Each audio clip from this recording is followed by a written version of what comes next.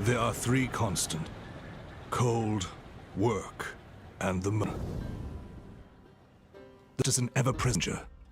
That is our best weapon to fight it. And the third is proof our weapon is working. That the tools we have built to preserve us from the ice and snow are keeping them at bay. The world we knew ended 10 years ago.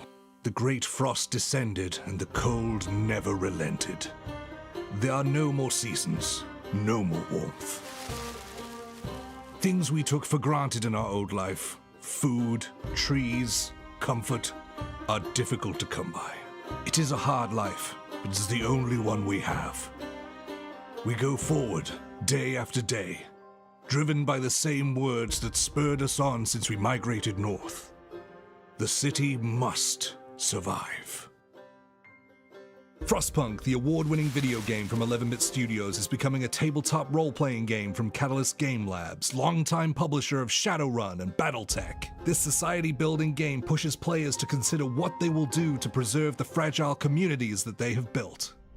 Take on a variety of roles, from medic to engineer to hunter to explorer and more. See what you can do to build a society, confront crises, and overcome dangers of the continual cold. The choices you will face will not be easy, but they cannot be avoided. What will you prioritize? What will you value? If you keep hope in your people and reduce discontent, you can build something that lasts. But if things go poorly, people will let you know. You could find society crumbling around you and perhaps be exiled into the cold with no hope of return to warmth. Using the new Dice Core role-playing system, the Frostpunk roleplay game offers an easy-to-learn, fast-moving system that puts your character's decision at the center of any session, and allows you to try and build and maintain a city that somehow manages to hold people together. Back now for your chance to play an entirely new kind of RPG.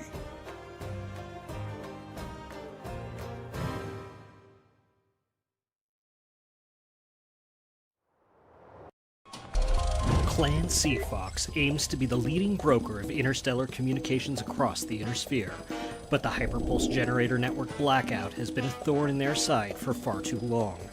To fix the network, the Seafoxes enlist the skills of an elite watch operative codenamed Kitefin. Her first priority is to capture the one man with the knowledge to end the crisis and restore communication across the stars, Tucker Harwell, a genius who vanished amid the chaos of Terra's conquest. Before Agent Kitefin can take Tucker to Voidbreaker Station and begin the work of repairing the vast HPG comms network, she'll have to find him. Unfortunately, she's not the only one looking.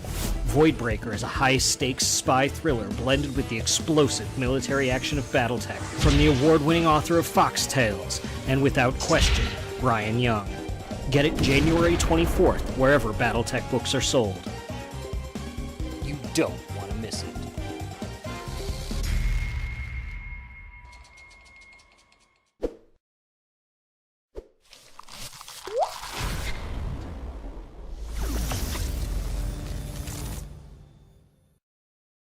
Happy New Year, everyone! Welcome to Tuesday Newsday. It's good to be back. We've had 2 weeks off. Hope everyone had a great holiday season in whatever way you celebrate. But I'm glad to be back, and I'm glad that my first guest of 2025 is Jennifer Brozek. Hi, Jen. Hello, how are you? I'm good. We are going to have another guest join us. She's picking her daughter up from school, but Kat Hardy will be joining us. So our cameras might jump for a moment and mess up when she joins the call, but we'll fix it as soon as possible, and you'll still be able to hear us. So, I'm excited to talk to Jen and Kat today about Augment, which is the new fanzine for Shadowrun, right? It is. It is. I don't know if fanzine is the right word for it. It is How would you explain it?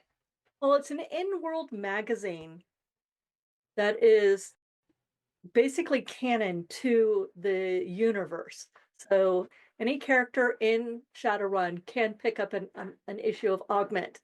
So, and it's there. So it's written by mostly by Shadowrun authors. We do have the open call, so there are some new authors in with their the Sinless Secrets that I'll Cool, talk about a cool. little bit later. But it is a it's almost like a supplement. It's like a fiction supplement. Awesome. That's what I'm gonna call it, Awesome. because there are missions in Ooh. the Augment each issue, um, but they're called Running Dark because the corporation, Horizon, is the one who puts out Augment magazine, and it's the conceit is that this magazine has been around a while, and we're just jumping into the middle of it, and the first issue will come out in February, and it will be spring 2083. Awesome. Awesome. So yes. Well, we'll get into all the juicy details. But first, I've got news for everyone.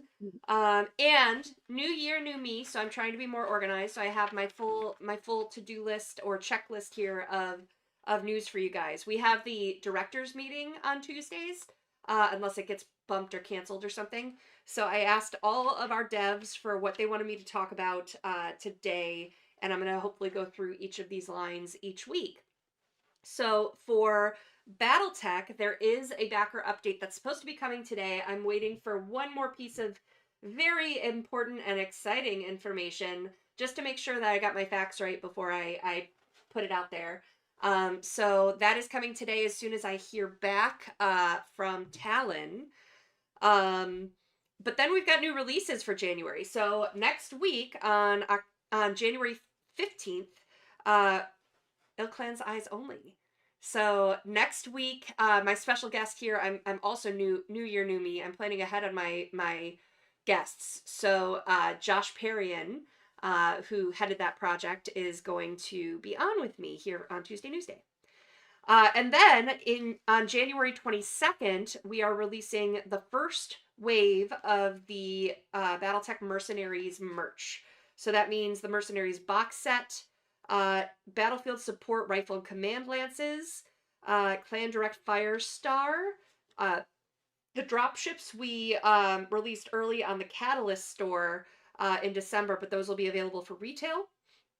Battlefield Support Salvage Box, Mercenaries Salvage Box, and the Second Star League Assault Lance, which that one also was released in December through our store, but will be available for retail on the 22nd. So lots of exciting Battletech news.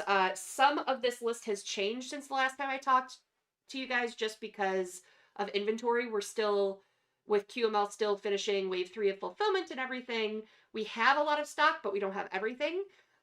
So we're asking them for stuff as these releases come out, and some stuff just didn't get here in time. So we did some swapsies, but that's okay.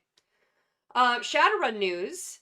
Lethal Harvest comes out on January 22nd. So I'll have later this month, I will have someone from Shadowrun on to talk about Lethal Harvest. We'll be talking about Augment, which Jen mentioned today, that is coming in February. And then Shadowrun Takedown is at the printers. So we are confident at this point, unless something big happens, that fulfillment should be underway by June for Takedown. So all files are at the printer. Now for Leviathans, same thing. All files are at the printer, but that one's ahead of Takedown. So Catalyst is doing everything in their power to work with the manufacturer to have all items shipping to our hubs by Chinese New Year, before Chinese New Year, so that we don't get stuck waiting for that like 2-week period. So pushing real hard on that. And then we would be looking at fulfillment about March, April, if everything goes smoothly on that. Board games. We've got our new board game, Flippin' Ninja, which is supposed to release March-ish, April, depending on when the ship arrives. But that is in the process of shipping now, which is exciting. And then Parachute Panda did so well with our first print run. This released about just under a year ago. And we sold out by August, which is just phenomenal for a board game. So for one of our board games. So, because we order a lot, but we sold out of a lot. So we had to do a reprint of it, and it's on its way. And then also for board games, Runefire, this is where I have to multitask. So I've got links over here to share with you guys. Runefire is doing really well in playtesting. Randall was getting pretty excited about this. Now that he's home, he's spending like about half his week doing playtesting and development in playtesting and development for Runefire. So that is coming to Kickstarter later this year. We are waiting for a couple of IP partnerships. We have a couple of projects coming this year with new licenses. So we want to make sure, like Frostpunk, for instance, is coming in March. We have a partnership that we'll talk more about when I'm allowed to. We're partnered with 11-bit. We know that for the Frostpunk RPG, but there might be more news coming. So when I can talk about that, I will. So we've got Runefire, we've got Frostpunk. I think that was everything for RPGs and board games. For Frostpunk, we are looking at a March release now. And the only way that's getting pushed is if 11-bit pushes. So we're pretty hopeful that that's finally going to happen. For fiction, it's a big month. We've got, I've got more links. More links! You guys saw the premiere of the commercial for Voidbreaker. So this is going to be a big release this month. Copying and pasting. So Voidbreaker is releasing on January 24th. We've got... Did I get any other ones? Any of the links? We've got Trial by Birthright. I did not get a link for that one. We've got Base Crackers. Is that right? I think so. That's what John sent me earlier. We've got Base Crackers by Aaron Rosenberg. So that is coming and is on pre-order as well. A couple of links I don't have are for BattleTech, Trial by Birthright, and Stolen Thoughts, which I believe is written by former Shadowrun line developer Jason Hardy. So that's coming out soon. And then just to share with you guys, so this was kind of a last minute thing, but Brian Young wrote some Christmas novella or short story for BattleTech and for Shadowrun that we kind of did last minute and got out the door for Christmas. So that's for free on our store. So if you go to store.catalystgamelabs.com, you can get your free download and get some fiction. So that's all the fiction news. Finally, the only other thing I have that doesn't really fit under any of the other lines because it's a new minis game is The Lock. So this is in partnership with Tommy Rice, who is current actor, former NFL player, really sweetheart of a human being, and he had written a novel and it's becoming a miniatures game. He designed the miniatures game. He used to work for Games Workshop and stuff like that. So he's got a lot of really great ideas. Pitched it to Randall. It was pretty much picked up without edits to the rules system and everything. So that's going to be really cool. I'm dropping the link in the chat. And if you check out our PAX streams, it was on Saturday. The first hour of the stream was all about The Lock with Tommy. And then... So that's for The Lock. And then we also talked about BattleTech Aces a lot. So there's a stream on, I think Friday is, a lot of the day is BattleTech Aces. And then there's a Runefire interview and playthrough with Randall on Sunday. So most of Sunday is Runefire. So whatever you're interested in, if you go to our playlists and go to PAX streams, you should be able to find those there. It's under the live streams as well. Oh, that was a lot of news. See what happens when I come prepared? Chaos. All right. Yeah, I'm not going to... there's one more bit of news that I'm going to talk more about next week, but I kind of promised myself that I was going to announce it first in the backer update for Mercenaries. So it's kind of hidden in there subtly. But it's the first place that we're announcing some big news. So check out the backer update when it posts later today. And we'll go into it more next week. Hi, Jen. Hi. Chaos.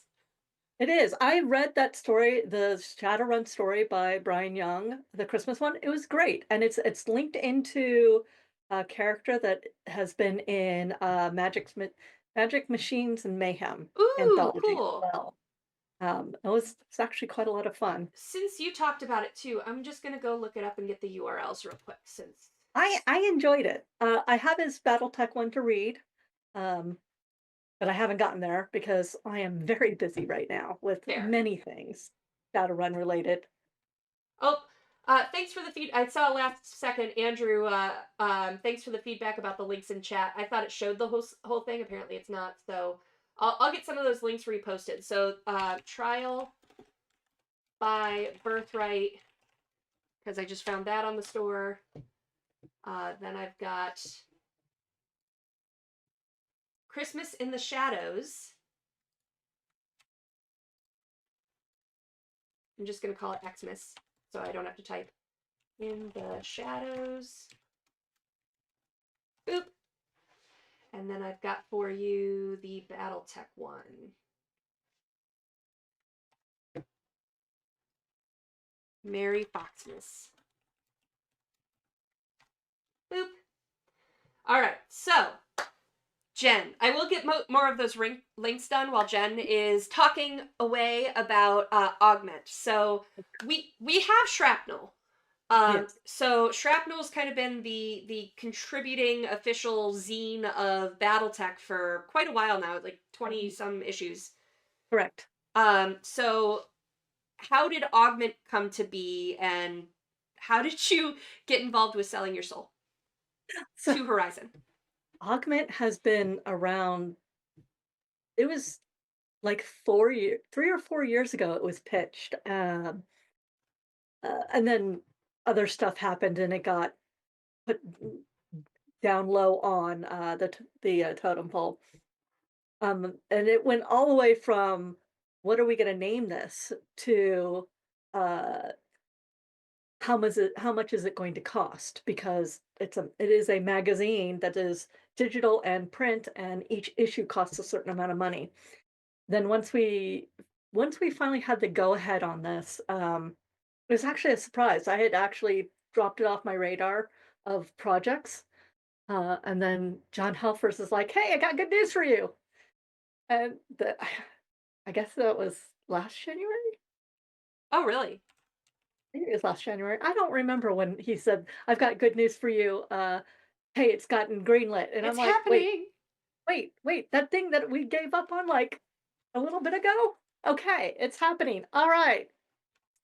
Uh, I was picked by John to run Augment because I've run a magazine before. Ooh, For Propinquity, I ran for 6 years. It was an online zine that uh, I had universal authors and I had guest authors, and that's where several novels have come out, like, by Sean Maguire and myself and Ivan Ewert and such.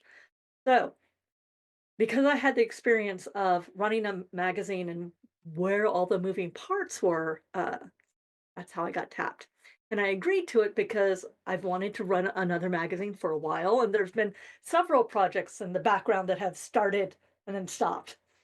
And so when this one got greenlit, I'm like, okay, and I jumped on it, kind of like jumping on a grenade, because let me tell you, running a magazine is not for the faint of heart, and I am ever grateful to Kat Hardy agreeing to become the art director, because awesome. that is an entire different section of our kettle of fish. She is so talented. She is basically my partner in this, Awesome. And making she'll be sure it joining looks, us in a yeah, few. making sure it looks as good as it does. And one of the things that we wanted to do with Augment was assets that we use in Augment will be able to be used throughout other Shadowrun source material. That was super important for that. But then we had to figure out what we were going to put in it. And because it's the Cosmo of the Sixth World, it's a corporate magazine, it's from the corporate point of view, sort of, mostly. Mostly. We're kind of skirting a line, and the fictional staff is going to have some problems going forward Cool. because it's all in universe. Oh, can you see the kitten who's about to cause issues with Oh, the older? hi, kitten. This is Mimir. Mimir is Oh. just over 5 months, and he's about to try and bother Mina. We'll try and keep him from doing that. I may have to call the husband to come get him because Mina is 13 years old and doesn't want to play with the 5-month-old How kitten. funny. So I have a 5-month puppy and a 13-year-old dog, Oh and it's the wow, same. they're they take up so much time. Yeah. It's kind of amazing. And his sister hurt herself a month ago and has Oh. been under strict cage arrest. So Yeah. that's all on my social media. Oh, kitten, please don't be a boy. I was like, who is that mine? Oh, So for Augment, you said so much goes into it, and Kat has taken a huge bit off of your plate with yeah. the art side of things. Uh, So yeah, what Kat is working with Ian. Okay, so what goes I have, into all this management? I have well, beyond creating the budget, figuring out how which articles we were going to put in, how many words per article, which um which authors. I have 14 authors that I'm juggling, and I think it's 14. It may be 12 authors and 14 articles. But I'm working with some wonderful people like Mike Stackpole and Brian Young and Brandon O'Brien and Marie Bilodeau. But we're also doing an open call. So I'm reading Slush for what's called Sinless Secrets. And these are the confessional style stories of someone admitting to breaking a law, but it can be a family law, a corporate law, a magic law, uh, the actual law. Uh, Mhm. And they're confessing to it and explaining why. They're gloating, they're confessing, they're apologizing. I have one beautiful story where someone is trying to find the shadow runner that they fell in love with. Oh. Yeah, it's really sweet, actually. It's kind of a weird thing. But we're doing things from celebrity sightings, current events. We have VIP interviews with Mark Reel, so Real Talk with Mark Reel, Nova Hot News that kind of go through um, the different types of tech and magic and what's interesting, who's been seen where doing what.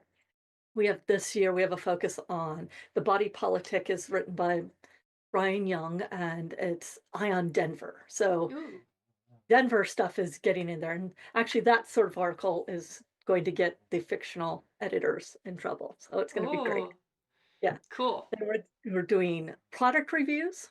We're doing, date with the it's called Cover Talk, so we have full color art, and whoever's on the cover, I there's an in-depth article on them, so these are people that you can find, um, cutting edge, all about fashion, boots on the ground, we actually have a bunch of some stuff from Brandon O'Brien set in the Caribbean. Oh, cool. So we're talking about rune storms and such there. One of the most looked forward to is called Ask a Runner, the anonymous runner who answers questions. And we're not getting the questions that I originally expected to get. Ah. So it's I mean, they're pretty interesting. Like, I think I'm awakening and my parents are very strict. What do I do? Ooh. Yeah. Um, then we have the running dark missions because in a world where Shadowrunners exist, there is no corporation who won't go, I can make money on that. Fair. Entirely There. fair. And then misconnections. Mm. And then of course I have at the very end, there's editorials at the beginning and at the end. Um, and one of them's called an augmented word, which is how Augment magazine is made. Oh, oh. Awesome. Awesome. So The it blood of is, technomancers is well, it's not technomancers, but I mean, having worked in the publishing business and I'm working with people who have worked on all sides of it. I mean, bringing in different points of view and bringing in the tech that exists in the sixth world. It's like, how does that change how something like this works? Mm, So, and each magazine is themed. okay. So this first one is magic. The next one is the Matrix. Uh, I don't remember. I have these things written down, so I don't have to remember them. Let's see. The third one is politics and fashion, and the fourth one is all about city life and vehicles. Oh, So cool. we're theming each magazine by quarter. Okay. So Okay, cool. So, different. like Shrapnel, um, it's an open call for writers, right? Oh, the columns are not. The columns are going to be done by year. The Sinless Secrets is an open call. Um, I can get you that link because I have to admit, I have nothing in my queue. I Ooh. think people are so unsure of what we mean by confessional that they want to see the first one before they try to write for it. Okay. But it really is a first person perspective. I am telling you a story about a time where I broke a law of some kind. Um, and I'm telling you because I need to confess or I need to brag or I need to, I like I that. need to find somebody who tried who kidnapped me and then left me by the side of the road. I'm totally in love with them. Or there is usually one sinful secret, which is from the corporate point of view of like one of them is how somebody went from being uh, corporate management into becoming a fixer. Oh, okay. Yeah, so there's a lot of stuff like that where it's I never thought it could happen to me, but this is what happened. This is why I did it. Like one I haven't received yet, which I would love to receive, is hey, now that that notorious murderer has died in jail, guess what? You got the wrong man. Ha! I did it, and this is why I did it, and I set him up because Huh. of this thing. It's a confessional of I did this thing Cool. versus like I didn't. I've gotten a couple of young adult stories which have been very interesting Neat. from a young perspective, I should say. So it's like if you can think of something that you would love to see in the Shadowrun universe, that it explaining or giving ideas of a plot that could have happened. And I mean, I'm almost saying, yeah, if you did something in your Shadowrun game and you want to brag about it without getting caught, Ha! Oh, Cats just joined us, so my cameras are Hello. messed up. Give me one Oh, second good. to fix it. Oh, oh, yay, yay. I think it just all defaulted to the right place. Let me transition over. Hi, Cat. Hi. How are you? Good. How are you? Good. We were just talking. Jen was talking you up for helping take art directing for Augment by the Horns. Oh, And she was talking about some of the columns she's and submissions she's seen. So I want to hear about your side. How did you kind of get roped in with Augment, and what does an art director do for a magazine? I'm not 100% sure exactly how I got into it. Have done some art directing for Shadowrun before for the missions. Um and I've helped out Brent Evans with some other art things, and I've contributed some of my own art to various things on that side. So somewhere, somehow, somebody knew who I was. Um, and what an art director basically does in a publication situation is they um, look at what the words the columns, the stories, the issues, the whatever is going to be printed in this book or volume or whatever. And they start composing imagery to go with it. And as they compose the imagery, they then look for artists who can fulfill that vision and give them the specifications of what each piece needs to be, or a synopsis of the story that it's supposed to go with. So they have an idea of what image they need to create, along with the parameters of like size and all of that. And then as they send in drafts, it gets reviewed, and we make any edits or changes or tweaks or whatever that need to be made for it. And it's a back and forth process between us and the editors of the magazine and the artist to fine tune the image until it's what everyone wants. Okay. So similar to where like there's an open call section for writers, is there an open call section for, or open call room for artists too? Yes, there is. How do people submit? Ian King is the Shadowrun art director, the main art director for the whole line. And he has a roster of artists that are a lot of his go-to artists. So when we are doing a project like this that has a lot of imagery to make, we will put out an open call through some of the people that we know and we have worked with before. Some of the imagery that we are doing for the magazine is being cross-pollinated with things that might be coming up in the larger Shadowrun universe. So sometimes we want to have the same artist work on those things that are tied together, so we can keep some consistency on some of the elements and images and illustrations that need to work for both things in both places. And otherwise, we are open to new artists that want to test with us. We usually do a test first, and we will sometimes go online and we will find people.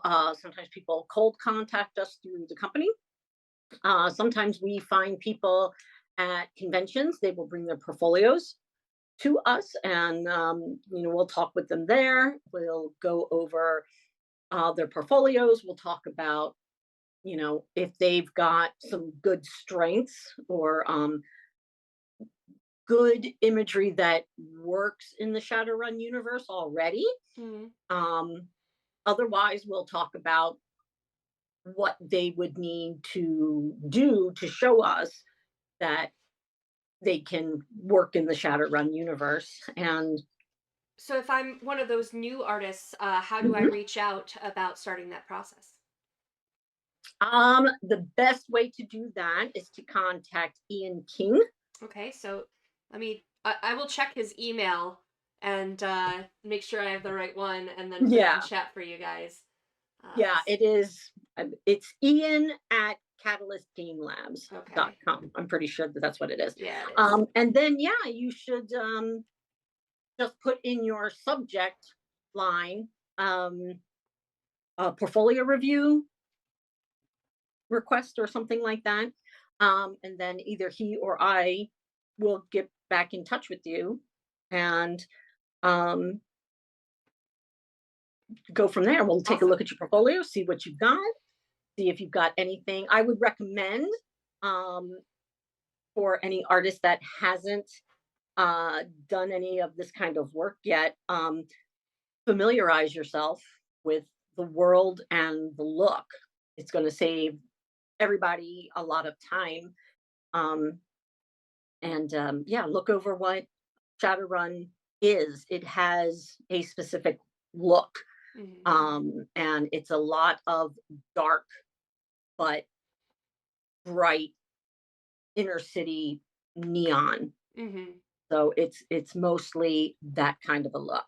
I put your image right over the Shadowrun image that I had on screen Oh, for an example of what's been used. oh yeah.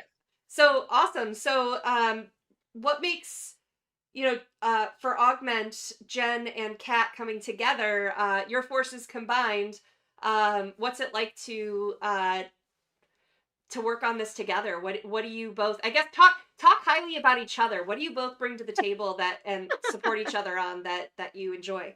Well, I'm gonna say that I do remember how Kat got roped into this.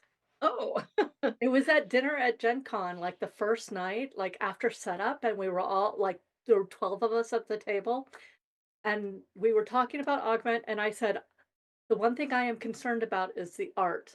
I don't have as much experience with that. And John Helfers looked at you and said, I bet Kat can do it.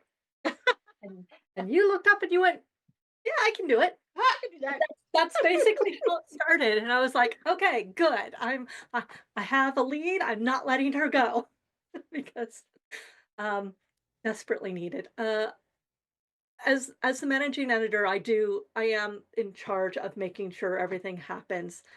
I won't say the buck stops with me, but I'm like that person who has to kick everybody in the shins to make sure everything is happening. Mostly I have to kick John in the shins. Kat and I meet weekly. We talk about what's being worked on, what we would like to see, and we're working on multiple issues at a time. And one of my questions I always ask Kat is like, okay, what is blocking you? What do I need to do to make sure you get to do your job? Because I trust her. I do have opinions, but I pretty much try to be as hands off as I possibly can because she understands art and so does Ian. Awesome, great. So we've got about 5 minutes left before we have to switch on over to questions, and we can always do it earlier. But I want to have each one of you explain like what have we not said? What does Augment mean to you? What does Augment mean to the Shadowrun line? To our audience, whatever you want to say about Augment, this is the time. Do your pitch. So, Kat, let's start with you. I think this is going to be such an interesting, I don't want to say offshoot, but companion piece, I guess, is more what it would be like. It's going to have more art and more varied art go along with the stories that are happening. There are things in there that are part of the larger universe, and really what it's supposed to evoke is a sense of this is um, a magazine, a high-end magazine that you could see in any major city. It's just tweaked for the Shadowrun universe of the future, but it's styled on the haute couture magazines of today that you see out of London and Milan and all Awesome. that. Cool. Jen, how about you? I like the way Kat said it was a companion piece. Because the word that came to mind for me was almost like it's a Shadowrun prop. It is a piece of the Shadowrun universe that you don't normally get to see. But one of our fact checkers, Aaron Dykstra, said when he did a lot of fact checking for the first magazine, he said, "My God, this is dense." Because there are a lot of pieces of the universe that the Shadowrunners, the players will know, but come from a point of view that they don't usually get them from. And it opens up the universe that much more. And I'm very specifically trying to get outside the United States points of view. One of the things with the augmented word is talking about where all the in-universe writers are from, and it's Mm, across worldwide. It is it is a publication like you have not seen before. cool. That's the other thing. It's new, it's different, and whether you play Shadowrun or not, it's a fun read, but it Awesome. will augment sorry. Screw it, I'll just go with it. It will augment your world and playing Shadowrun. Cool. Awesome. So, Awesome. Thank you. Thank you both so much.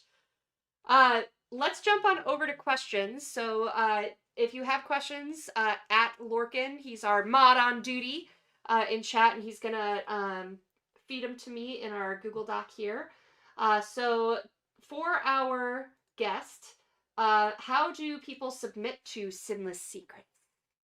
ah, well, do I need to send you the link? Yeah, if you Is send me there the link, I can get it in there. And okay.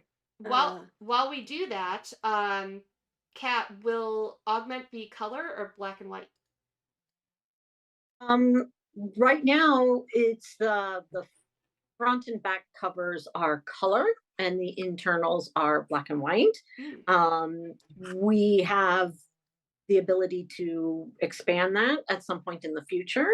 Um, but for now, as we begin this whole process, it's color cover exterior and black and white interior work. awesome. Okay. Yeah, and I John has talked about wanting it to go full color, but it really depends on if the fans actually really enjoy this thing or if they decide they don't. It is up to the fans to decide if this is the kind of um, supplement, companion piece, prop that they can use. And we are trying to link it with the meta plot that's going on. So So yeah, there will be opportunities to, cross link things between the magazine and your gameplay. There are going to be elements, and some of the fun things that are going to be in it is because it is based on an actual magazine. There are not only illustration work to go with the articles and things like that, but there's also ads, um, and some of them will have perhaps like little Easter egg type things for people to look for. It depends on how much you're paying attention, which is an element of any kind of art that I really like. Mm, If there's stuff hidden in it, and it rewards you for paying attention. cool. the same thing with the articles. There's some stuff that happens early on in the magazine that filters on down towards the end of the magazine. Yeah. The first time I put it together and I caught it, I was just like, oh, that was fun. So Awesome. So I'm getting a question answered while waiting uh, for that link. I think you gave me the link and I just posted it, I right? did. Yeah. I Okay. put the link into your chat into Awesome. the All right. Um, will there be a print on demand option, or is it just going to be digital? print on demand. That's why we're Ooh. thinking about going full color. Ooh. It'll be a quarterly magazine that you will have in your hot little hand. I'm so excited to have this in my hot little hands.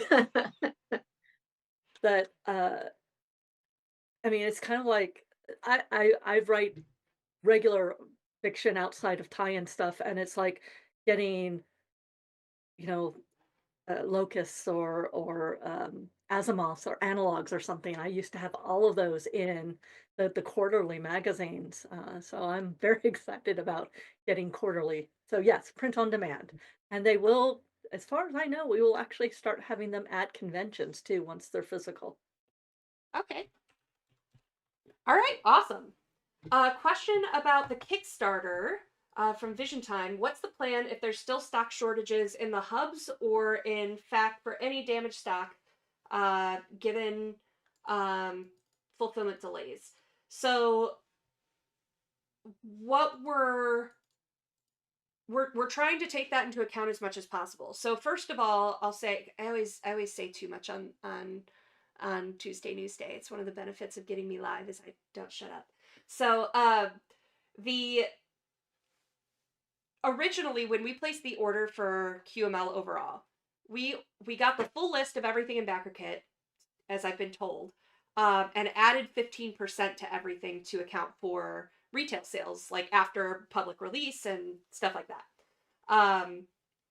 Obviously, something happened with that where we had the QML shortages, there's been the hub shortages and stuff like that. Was that at the manufacturer? Is that fell off boats?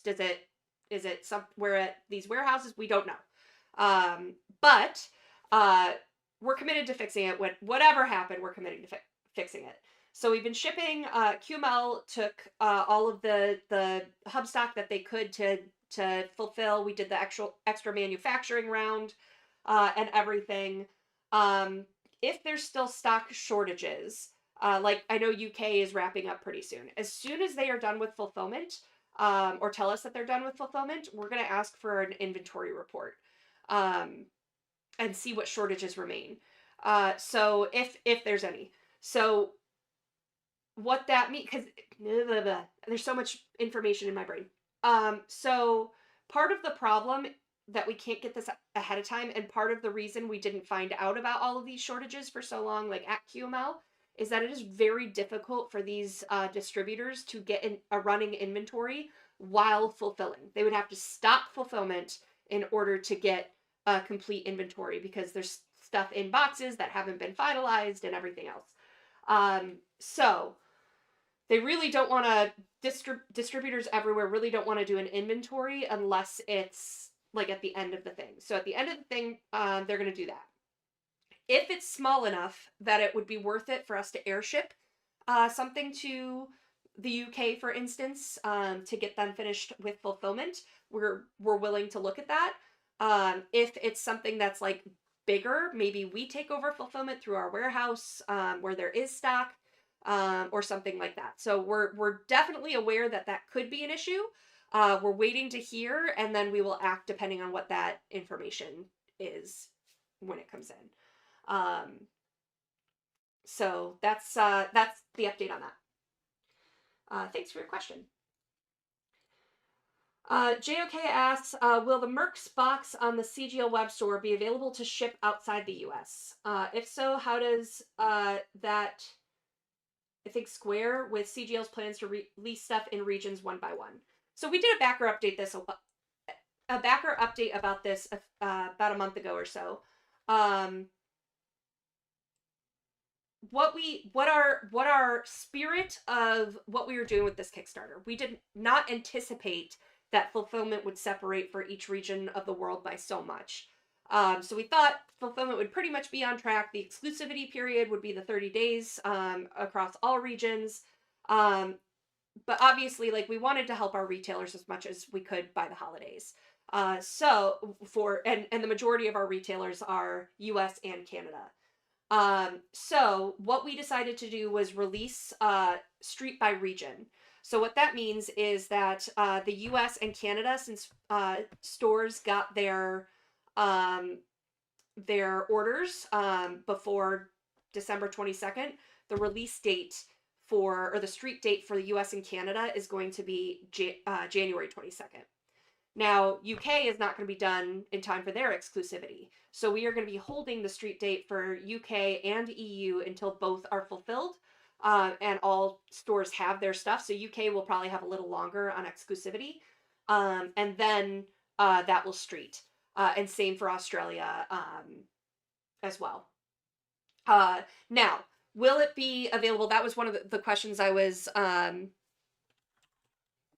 Sorry, I'm getting responses from Talon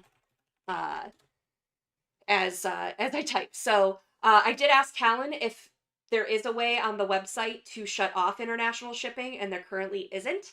But we all know that international shipping is broken. And so if someone wants to order a salvage box and pay $153 for shipping for that salvage box, we don't think that's going to be a big thing. We don't anticipate, like, will there be someone that does it? Sure, but it's not going to be a big widespread issue. So additionally to that, we do plan to hold to these street dates. So we've got a sales manager that anytime we get a report of someone breaking street date, we pass it to them. They know all the distributors and have relationships with them, and we'll pursue following up with those stores, and we'll take whatever action is necessary. We deem as necessary with that. So we are holding to our international street dates, but that's as close as we could get to the spirit of what we wanted to do, which is making sure that if I'm in Germany and I walk to my local game store, I should not see Mercenaries on the shelf before I have it. So that was our plan, to help the most people while ensuring that the spirit of what we were trying to do was still there. So thanks for that. Chaos Cubes. Who do you contact if you received a package from the CGL online shop that was missing an item? Store at catalystgamelabs.com. I'll put that in the chat for you. Please, if you have reached out via that, check your spam. We're going to be putting out today a social media post. We have been responding to all tickets that have come in. I think we have like 37 as of Monday that are in store at catalystgamelabs.com. We have been responding, but it is in spam. They've been going to spam. So we're getting that fixed internally on our end, but until that is fixed, please check your spam folder.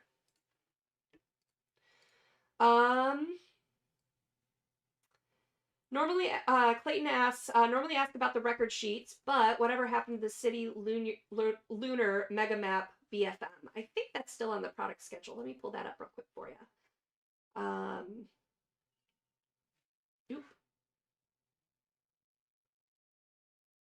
One moment. We have 2 product schedules that I have to look at. All right, let's see. Got hidden cells.